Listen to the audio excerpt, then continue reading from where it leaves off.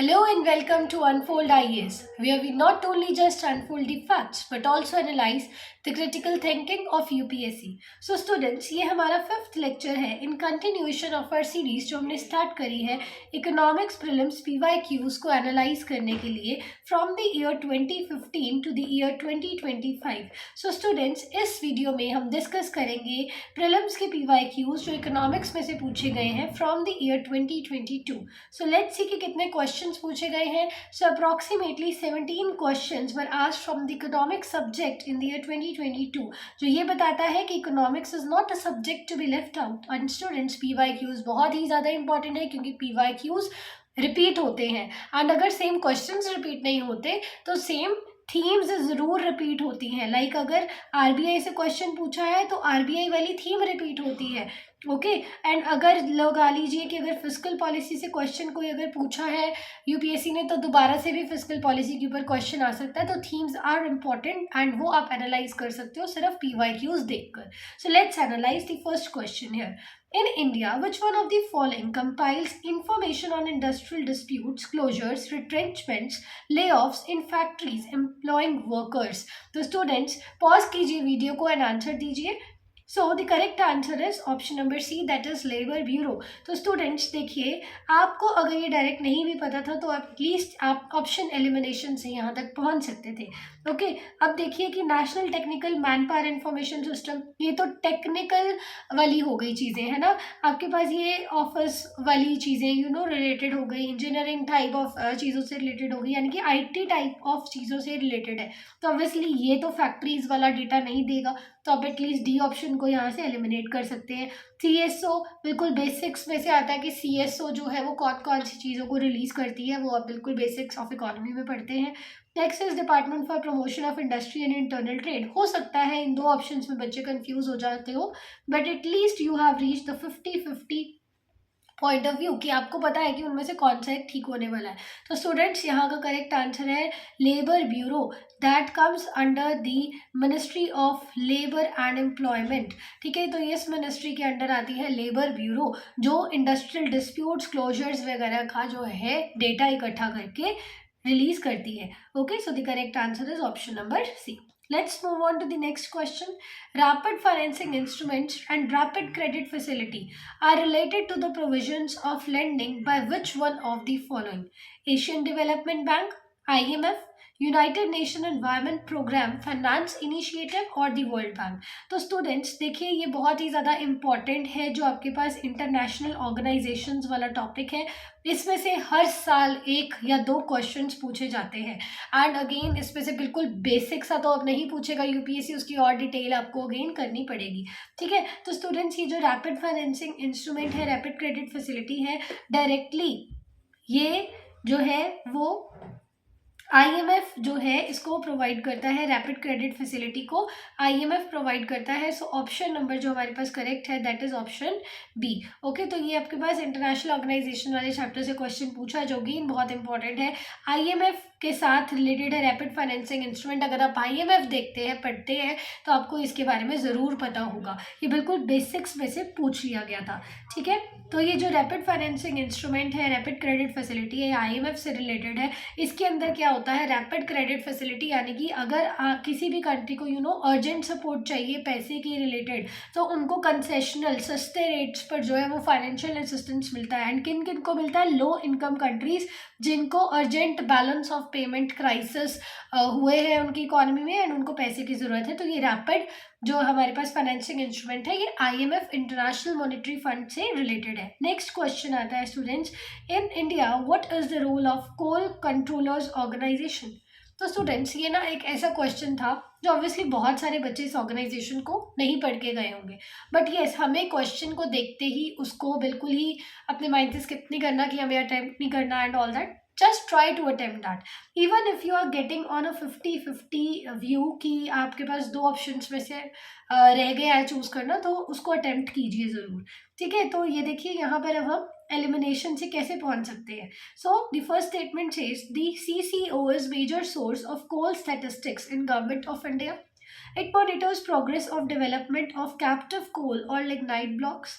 It hears any objection to the government's notification relating to acquisition of coal bearing areas. It ensures that coal mining companies deliver the coal to end users in the prescribed time. Select the following codes. तो students अब ये question दिया गया है, video को pause कीजिए and try to answer the question. So here the correct answer is option number A. देखते हैं हम ऑप्शन नंबर ए तक कैसे पहुंच पाते हैं. देखो फर्स्ट स्टेटमेंट ना बिल्कुल बेसिक सी है कि ये जो CCO है, कोल कंट्रोलर्स ऑर्गेनाइजेशन, ये एक मेजर सोर्स है जहाँ से आपको कोल की स्टैटिस्टिक्स पता चलती है. कितना कोल है इंडिया में, कितना कहाँ पर यूज हो रहा है, डिस्ट्रीब्यूट हो रहा है, ऑल ऑफ दैट. ठीक है, तो ऑब्वियसली अगर एक ऐसी कोई ऑर्गेनाइजेशन बनाई गई है तो ऑब्वियसली ये डेटा तो रिलीज करेगी, है ना. तो ये तो ऑप्शन करेक्ट हो जाता है. तो हम अब बी ऑप्शन को एलिमिनेट कर सकते हैं. नेक्स्ट स्टेटमेंट देखिए, it monitors progress of development of captive coal on lignite blocks. Obviously ये डेटा रिलीज कर रहा है. नाम क्या है, कोल कंट्रोल कर रहा, कोल कंट्रोलर्स ऑर्गेनाइजेशन. ओके, यानी कि आप कोल के ऊपर जो है वो देख रहे हो कितनी डेवलपमेंट हुई एंड ऑल दैट. तो यहाँ पर 2 ऑप्शन तो हो गई. एंड जैसे ही आप बी को एलिमिनेट करते हो आपको यहाँ से पता चल गया कि 2 ऑप्शन आपका सही है. Next, it hears any objection to the government's notification relating to the acquisition of the coal bearing areas. And obviously अभी coal controllers organization अगर सरकारी है, सरकार ने बनाई है, तो obviously ये objection को भी hear करेगी ही. ठीक है, तो आपका थर्ड स्टेटमेंट भी बिल्कुल सही हो जाता है. एंड फोर्थ है कि it ensures that coal mining companies deliver the coal to end users. अभी एंड यूजर्स की बात करी गई है. इतनी बड़ी सरकारी कंपनी क्या कोई पर्सनल लेवल पर जाकर एंड यूजर को कोल जो है उसकी प्रोडक्शन डिस्ट्रीब्यूशन करेगी? तो ऐसा कुछ नहीं है. ठीक है, तो प्रिस्क्राइब्ड टाइम वाला फिनोमिना, एंड यूजर वाला फिनोमिना स्टेटमेंट को गलत बना देता है. तो स्टूडेंट्स यहाँ पर हमारे पास option number A is the correct answer. तो इस तरीके से आप एलिमिनेशन से ऑप्शन तक पहुंच सकते हैं. ठीक है स्टूडेंट्स, तो नेक्स्ट क्वेश्चन है नीड और रीड के ऊपर, जो बहुत ही इंपॉर्टेंट कॉन्सेप्ट है इकोनॉमी का. एंड इसमें बहुत ज़्यादा कंफ्यूजन बच्चों को रहती है, बट हमें कंफ्यूज नहीं होना है, एक सिंपल से कॉन्सेप्ट से इसको समझेंगे. So with reference to Indian economy consider the following statements. An increase in nominal effective exchange rate indicates appreciation of rupee. An increase in the real effective exchange rate indicates improvement in trade competitiveness. Increasing trend in domestic inflation relative to inflation in other countries is likely to cause increasing divergence between need and read. Which one of the following is correct answer? So students, यहाँ पर जो correct option है that is option number C, that is 1 and 3 only. तो देखिए students, हम अब देखते हैं कि नीड और रीड पहले तो होता क्या है. What are the concepts of NEER and REER. तो पहले हम इसको ध्यान से समझेंगे. देखो, नॉमिनल इफेक्टिव एक्सचेंज रेट, ये बेसिकली आपको क्या बताता है. लेट्स से मैंने बोला कि हमारे पास जो है $1 की वैल्यू है 82 रुपीज़. लेट्स से अगर वैसे मैंने ये बोला है कि $1 की वैल्यू है 82 रुपीज़. ओके, दैट मीन्स कि ये हमारे पास हो गया नॉमिनल एक्सचेंज रेट. मैं और कुछ भी नहीं देख रही, मैं सिर्फ ये देख रही हूँ कि किस रेट पर इंडिया के कितने रुपए $1 जो है वो लेकर आ सकते हैं, कितना एक्सचेंज रेट है नॉर्मली. एंड यहाँ पर एक ई एक्स्ट्रा लग गया, that is nominal effective exchange rate. ये क्या बताता है कि जो है आपके पास इंडियन रुपी जो है, इंडियन रुपी INR जो आपके पास है, इंडियन रुपी है, उसकी value with the major currencies like yuan, like yen, है ना, लाइक पाउंड. ओके, तो यहाँ पर ये सारी चीज़ें जो हैं आती हैं. ये सारी चीज़ें क्यों आती हैं? क्योंकि ऑब्वियसली आप अकेले डॉलर में तो ट्रेड नहीं कर रहे, आप और भी मेजर करेंसीज में ट्रेड कर रहे हो. तो इन सब मेजर करेंसीज की वैल्यू का एक एवरेज निकाल लिया जाता है. लेट्स से इनका एवरेज जो है वो 100 आया. दैट मीन्स जो है इंडिया का नॉमिनल इफेक्टिव एक्सचेंज रेट है वो 100 है, यानी कि 100 रुपीज़ में आप बाकी करेंसीज को एक्सचेंज कर सकते हो. एक एवरेज निकाल लिया गया है सभी करेंसीज का, उसी को बोलते हैं हम need. Okay, so what is reel now? Real effective exchange rate. अब रियल इफेक्टिव एक्सचेंज रेट में बेसिकली आपके पास आता है कि सभी मेजर कंट्रीज के साथ आपकी ट्रेड जो आप कर रहे हो, एक्सचेंज कर रहे हो, उसके अंदर ना आप इन्फ्लेशन को भी एडजस्ट कर रहे हो. You are adjusting them for inflation also. Okay, तो वो बनाता है रियल इफेक्टिव एक्सचेंज रेट, जो आपको रियल सिनेरियो में रिफ्लेक्ट करता है. Okay, so nominal effective exchange rate measures current value of a currency against the another. Example $1 है 70 रुपये का, ठीक है। हेंस अगर आपके पास नॉमिनल इफेक्टिव एक्सचेंज रेट बढ़ेगा उसका मतलब है कि आपका जो है रुपी वो एप्रिशिएट हुआ है।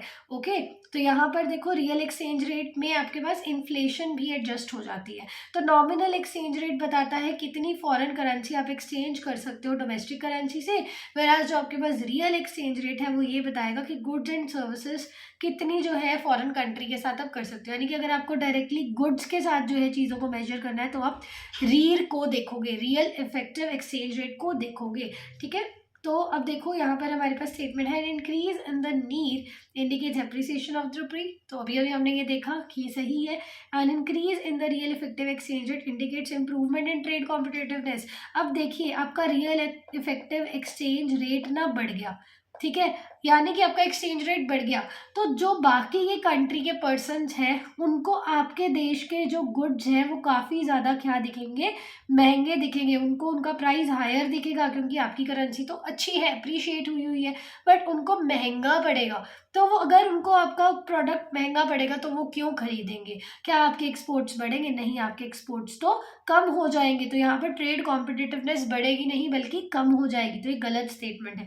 तो जैसे हम 2 को गलत करते हैं हम ऑप्शन नंबर सी पर आ जाते हैं। तो let's also analyse statement third.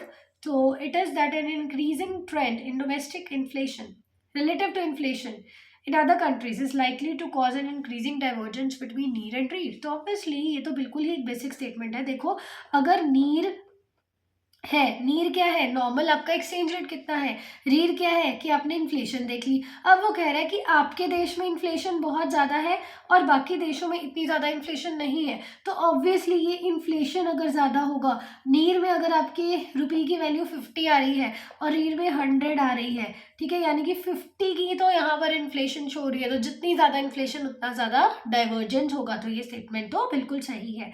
Next question देखते हैं। Gujarat has the largest solar park in India. Kerala has a fully solar powered international airport. Goa has the largest floating solar photovoltaic project in India. Which one of the following given are correct?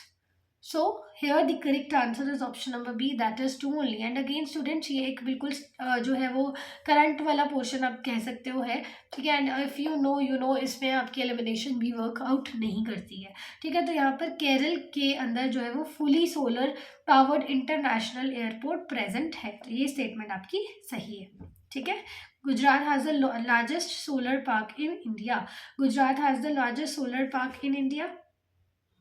Okay, this statement is incorrect. According to the Ministry of New Renewable Energy, Bhadla solar park जो आपके पास है राजस्थान में, तो आपको ना information याद रखनी है कि जो राजस्थान का पार्क है, सोलर पार्क है, वहाँ का सबसे बड़ा पार्क है इंडिया के अंदर। केरल के अंदर भी fully solar powered international airport present है, ठीक है। एंड यहाँ पर जो आपके पास largest floating solar photovoltaic project है वो तेलंगाना में प्रेजेंट है, ठीक है, गोवा के अंदर नहीं है। तो आपका आंसर है option number B. Okay students, so let's move on to the next question now. This is with reference to the Indian economy. Consider the following statements. If inflation is too high, RBI is likely to buy government securities. If the rupee is rapidly depreciating, RBI is likely to sell dollars in the market. If interest rates in US or European Union were to fall, that is likely to induce RBI to buy dollars. Which one of the following statements are correct? तो students ये बिल्कुल ही basic सा question है, inflation deflation में से पूछ लिया गया है, ठीक है। तो ये बिल्कुल बेसिक्स मॉनेटरी पॉलिसी में से पूछा गया है। Try to answer it. So the option number here is option number B is the correct answer. Let's understand how this is the correct answer. तो स्टूडेंट्स देखिए यहाँ पर फर्स्ट स्टेटमेंट दी गई है, if the inflation is too high RBI is likely to buy government securities। देखो students, government securities होती है, लेट सपोज हम एक एग्जांपल ले लेते हैं कि एक लैंड को मैं गवर्नमेंट सिक्योरिटी बोल रही हूँ, ठीक है। अब यहाँ पर ना इन्फ्लेशन हाई है, इन्फ्लेशन हाई है यानी कि लोगों के पास ऑलरेडी बहुत सारा पैसा है, इसीलिए वो ज़्यादा डिमांड कर रहे हैं, इसीलिए जो है वो इन्फ्लेशन ज़्यादा हो रही है। अब RBI को क्या करना है, लोगों की जेब में से, लोगों की पॉकेट में से पैसा निकालना है। निकालेंगे कैसे? अब यहाँ पर इन्होंने बोला कि इन्फ्लेशन हाई है, RBI is likely to buy government securities. अगर RBI ये लैंड खरीद लेगी तो ऑब्वियसली RBI लोगों को पैसा दे देगी, तो क्या ऐसा करेगी आरबीआई? ऐसा आरबीआई नहीं करेगी। ऐसा करने से तो इन्फ्लेशन और ज़्यादा बढ़ जाएगी। ठीक है, तो स्टेटमेंट 1 गलत हो जाएगा। अगर इन्फ्लेशन ज़्यादा हाई होती है तो क्या करेगा आरबीआई? तो आरबीआई बाय नहीं करेगा, आरबीआई सेल करेगा गवर्नमेंट सिक्योरिटीज को। Is it clear? Second statement आता है that if the rupee is depreciating RBI is likely to sell dollars in the market. देखो स्टूडेंट्स, जिस चीज़ की कमी हो जाती है कहीं पर भी, वो चीज़ जो है वो डेप्रिशिएट करेगी या अप्रिशिएट करेगी, ये आपको देखना है। तो अगर रूपी डेप्रिशिएट कर रहा है, रूपी की वैल्यू जो है वो कम हो रही है।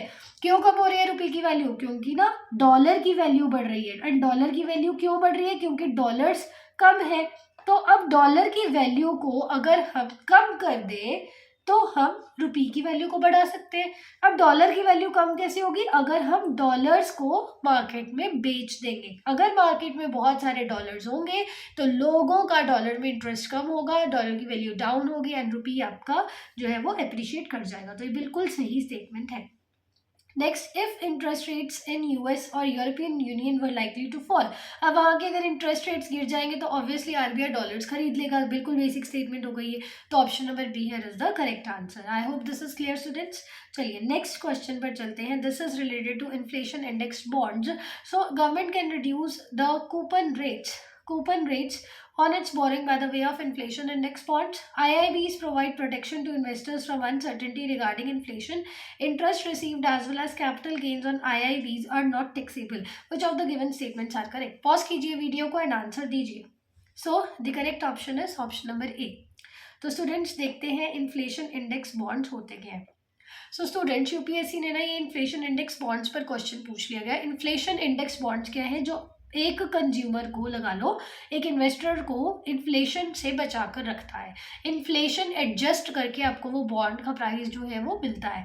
ठीक है, तो उस चीज़ के बारे में यहाँ क्वेश्चन पूछा गया क्योंकि ये न्यूज़ में था। So government can reduce coupon rates on its borrowing by way of IIBs. Suppose अगर स्टूडेंट्स कूपन के ऊपर 100 रुपये लिखा हुआ है कि ये 100 रुपये का बिकेगा, तो यहाँ पर ना सरकार आपको एज एन इन्वेस्टर जो है वो 80 रुपये का दे देगी। तो ऑब्वियसली अगर कल को जो है इन्फ्लेशन होती भी है तो आप जो है वो बचे रहोगे इन्फ्लेशन से। तो गवर्नमेंट कूपन रेट रिड्यूस करके देती है, बिल्कुल सही है। ठीक है, IIBs provide protection to investors from uncertainty regarding inflation. Obviously आपको ये सस्ता कूपन रेट पर मिला है बॉन्ड। ओके, तो ऑब्वियसली यहाँ पर आपको इन्फ्लेशन से तो बचा कर रख ही रहा है। तो ये तो आपके जो है वो टर्म से ही क्लियर हो रहा है कि आप इन्फ्लेशन से बच रहे हो। तो आपके पास सेकंड स्टेटमेंट सही है। The interest received as well as capital gains जो भी होंगे IIBs के ऊपर वो टैक्सेबल नहीं होंगे। How is it possible? सरकार आपको अगर कोई फ़ायदा दे रही है तो क्या आपको उसके ऊपर वो टैक्स नहीं लगाएगी? तो बिल्कुल ये गलत स्टेटमेंट है। Statement option number A is correct answer है। ये वाले जो बॉन्ड हैं ये बिल्कुल टैक्सेबल होंगे, जो भी कैपिटल गेन्स इस पर आपको मिलेंगे। तो ठीक है, next question is with reference to the foreign owned e commerce firms operating in India which one of the following statement is correct? They can sell their own goods in addition to offering the platforms as marketplaces. The degree to which they can own big sellers on their platforms is limited. So students, ये ना ई market place काफ़ी ज़्यादा जो है वो current में था उस टाइम पर एंड आज भी ये बहुत ज़्यादा इंपॉर्टेंट रोल प्ले कर रहा है। ई कॉमर्स फर्म्स कौन से होते हैं? जो ऑनलाइन डिजिटल प्लेटफॉर्म से ऑपरेट कर रहे हैं।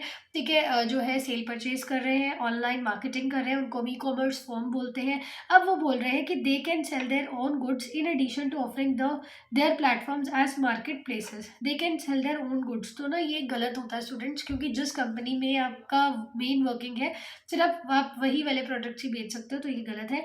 The degree to which they can own big sellers on their platforms is limited. तो there is no limit on this degree, basically ऐसा माना जाता है, बट नहीं, यहाँ पर कुछ ना कुछ डिग्री ऑफ लिमिटेशन हमेशा रहती ही है। तो ये ऑप्शन नंबर बी करेक्ट है, क्योंकि ऑब्वियसली आप अपने से जो है बड़े फर्म, बड़े सेलर की जो है वो सुनोगे। ठीक है, तो यहाँ पर option number B is the correct answer. Next statement question is which of the following activities constitute real sector of the economy. तो स्टूडेंट्स, रियल सेक्टर पर क्वेश्चन पूछ लिया गया, बिल्कुल ही बेसिक्स ऑफ इकोनॉमी से क्वेश्चन आया है। ठीक है, एंड बहुत सारे बच्चों ने ये गलत नहीं करा होगा, ये बिल्कुल बेसिक है। Farmers harvesting their crops, textile mills converting raw cotton into fabric, commercial bank lending money to foreign trading company, corporate body issuing rupee denominated bond overseas. तो कौन सा वाला करेक्ट है, कौन सा वाला आपका रियल सेक्टर कॉन्स्टिट्यूट कर रहा है? तो स्टूडेंट्स, ये क्वेश्चन यूपीएससी ने आपका रियल सेक्टर के ऊपर पूछा है। तो स्टूडेंट्स ये जो रियल सेक्टर के ऊपर क्वेश्चन यूपीएससी ने पूछा है, इसमें बेसिकली हमें ये देखना है कि रियल सेक्टर है कौन सा। रियल सेक्टर बेसिकली वो होता है जहां पर आप देख रहे हो कि गुड्स का सेल परचेज चल रहा है, यानी कि टैंजिबल चीज़ों का। टैंजिबल हमने पिछले लेक्चर में भी डिस्कस करा था। टैंजिबल चीज़ें कौन सी वाली होती हैं, जो आप देख सकते हो, which you can see, which you can touch, okay, जो आपको दिख रही हैं, यू कैन परसीव, ठीक है, वो आप फील नहीं कर रहे, वो आप देख सकते हो इन रियलिटी, वो होते हैं टैंजिबल। तो जब आप टैंजिबल गुड्स की प्रोडक्शन एंड ऑल कर रहे हो, उसको हम बोलेंगे real sector of economy. And students ये 2022 में जो है रियल सेक्टर पूछ लिया गया था, एंड नेक्स्ट 2023 ईयर में टैंजिबल इंटैंजिबल एसेट्स के बारे में पूछ लिया गया था। तो थीम रिपीट हो रही है, ठीक है। तो देखिए यहाँ पर हमारे पास फार्मर्स हार्वेस्ट कर रहे हैं क्रॉप्स, फार्मर्स क्रॉप हार्वेस्ट कर रहे हैं, आपको दिख रहे हैं क्रॉप्स भी, फार्मर्स भी, तो ये सही है, ये रियल सेक्टर है। नेक्स्ट है टेक्सटाइल मिल्स जो है रॉ कॉटन को फैब्रिक में बदल रहे हैं, ये भी दिख रहा है, तो ये भी रियल सेक्टर है। कमर्शियल बैंक पैसा लेंड करता है, तो वो पैसे की ही ट्रांजैक्शन हो रही है, फाइनेंशियल ट्रांजैक्शन हो रही है, वो फाइनेंशियल सेक्टर में आएगा, रियल सेक्टर में नहीं आएगा। कॉर्पोरेट बॉडी इशू कर रहे हैं रिपी डोमिनेटेड बॉन्ड ओवरसीज, तो अगेन ये भी तो फाइनेंशियल ट्रांजैक्शन है, तो option number A is the correct answer है। Okay students, I hope this is clear to everyone. Next question. Which of the following situation best reflects indirect transfers often talked about in media recently with reference to India? तो students यहाँ पर आपका indirect transverse के बारे में question पूछा गया। Terms हर साल रिपीट होती है, कोई ना कोई टर्म जो है यूपीएससी पूछ लेता है, तो ये एक कॉमन थीम है। पॉज कीजिए वीडियो को एंड आंसर दीजिए। सो यहाँ पर आंसर है foreign company transfer shares and such shares derive their substantial values from the assets located in India. Okay, तो एक बार देख लेते हैं कि इनडायरेक्ट ट्रांसफर्स होते क्या है। ओके स्टूडेंट्स, तो देखो यूपीएससी ने ये टर्म के बारे में पूछ लिया है एग्जाम में, that is with reference to the following situation which reflects indirect transfers often talked about in media recently। ठीक है, अब हम एक एक ऑप्शन को एनालाइज करते हैं। N Indian company investing in a foreign enterprise paying taxes to foreign country on the profits arising out of its investment.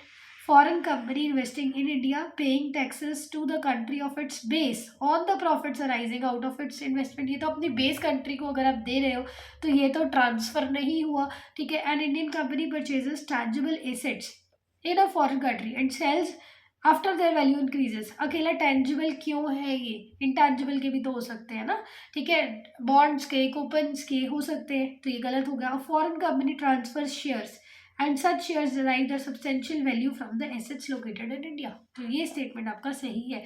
क्योंकि इनडायरेक्ट ट्रांसफर, देखो इसको क्यों बोला गया, क्योंकि एक फॉरेन कंपनी ऐसी है जो ट्रांसफर कर रहे हैं शेयर्स, और ऐसे शेयर्स की वैल्यू कहाँ से आई है, इंडिया में से आई है, जिस वजह से इंडिया के का जो पैसा है वो बाहर ट्रांसफर हो रहा है दूसरी इकोनॉमीज के अंदर, जिसको हम बोल रहे हैं इनडायरेक्ट ट्रांसफर्स।